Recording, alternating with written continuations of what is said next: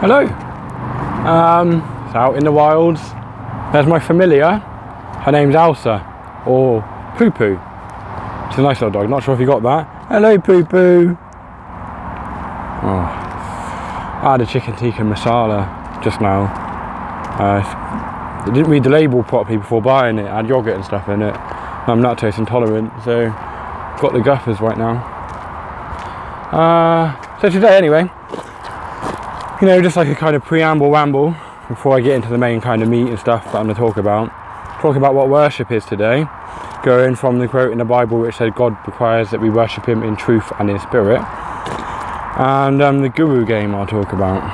I might just talk about the guru game now. I like the guru game. The guru game is essentially where somebody tries to push you off your feet, and generally if you're a seeker, if you're looking for the truth, right, you come to the guru like not being on your feet in the first place. So the guru's there just to kind of make a fool out of you till you see that you can stand on your own 2 feet.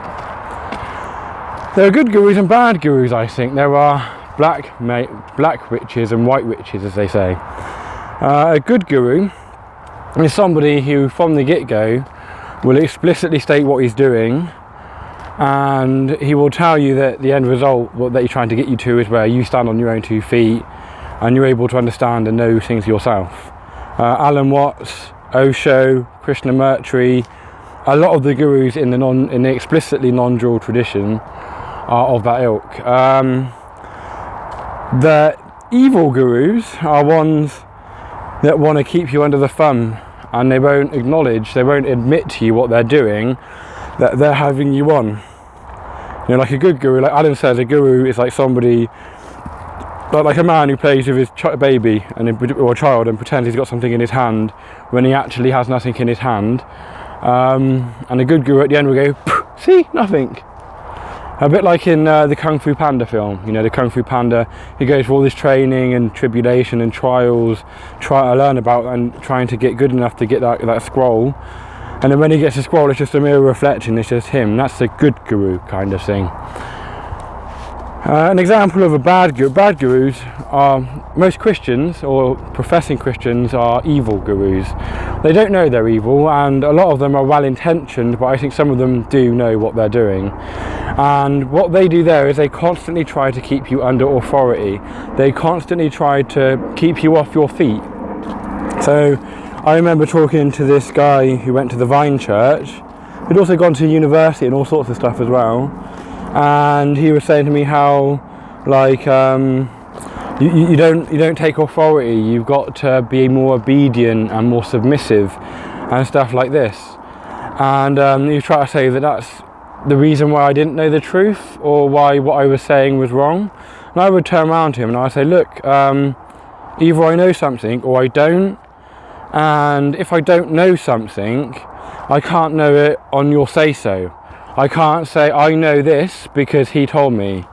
And ultimately, the kind of knowledge that they're into is just hearsay. It's like, I know this because the Bible told me. The Bible said so. It's good enough for me. And it keeps your baby. It keeps them in a perpetual baby state. And they don't even read the book properly themselves. They always read it under the guidance of their guru, or they call him a priest or a pastor or a preacher. And they always read it through that lens, and they cannot take the step to see it in a different light. And so, I mean, the kind of things that this guy from that church would do, he would say to me, like, I want you to agree to something, but I'm not going to tell you what it is first. I want you to agree to do it before I tell you what it is. And it's like, no, I'm not going to do that. I'd rather not, thank you. Tell me what it is that I'm agreeing to, and I'll see whether I agree to it or not. And they try to keep you under the thumb. So I would say, if you're looking for black magic, if you're looking for evilness and wickedness, look no further than the churches. That's what they are perhaps spouting. But yeah, good gurus like me and other people like me is like, no, look, stand on your own 2 feet, mate. And the way I talk about things quite often is I try and go from the experiential base upon which my claims are made, and try and give a step-by-step walkthrough from that to how I reach my conclusions. And if I'm doing my job right, you should be able to check what I'm saying against what I'm saying it about and know for yourself whether what I say is true or not. And if I don't do my job right, as I probably don't sometimes, you won't be able to do that, and then you can point to me and say you're a bit shit. Anyway, yeah, that's enough on the guru game.